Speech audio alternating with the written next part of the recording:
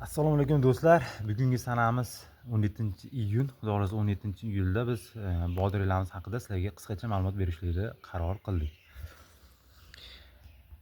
Bodringlarimiz juda ham go'zal holatga kirib kelyapti. Bu esa biz juda ham xursand qilyapti. Havolarimiz issiqligi o'ta zo'r. Sizlar tomonda ham issiq bo'lsa kerak, biz tomonda juda ham issiq bo'lyapti. Shunga qaramasdan bodringlarimiz juda ham chiroyli holatda, shu issiqlarga chidamli, shu darajaga olib bo'lishligiga juda bizni xursand qilyapti. Bu hammasi Allohdan, biz sababini qilyapmiz. Juda ham zo'r mana. Xudo xolasa rivojlanishlari, baquvvatlilari juda ham zo'r. Bo'yiga umuman o'sib ketgani yo'q.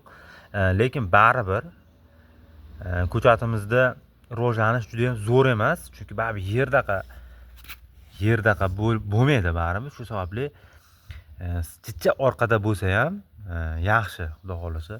Ko'rinishlari endi hammasi bir xil bo'lmasa ham, har xil bo'lsa ham mana shunaqa holatda kelgan. Endi bu tomon chekka tarafga quyosh yaxshi tushmaganligi sababli bu tomonga ko'proq o'tkazib qo'ydik va chekka taraflarga ham xudo xolasa bular ham o'sib chiroyli holatga keladi.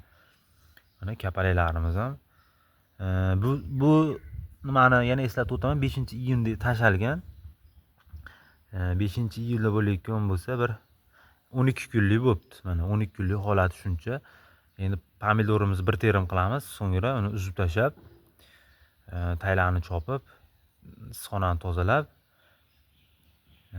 xudo xolasa ekamiz.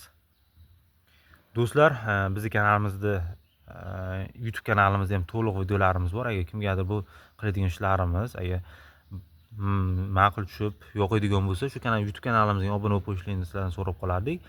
Qo'ygan videolarimiz sizlarga birinchidan yetib borishini ta'minlaydi. Bizga bitta like bosib ketasizlar, xudo xolasa qilayotgan ishlarimizga. Do'stlar, bizning kanalimizni kuzatib boring. Bu hali boshlanish ilk ishlarigacha xudo xolasa birgalikda qo'yib boramiz.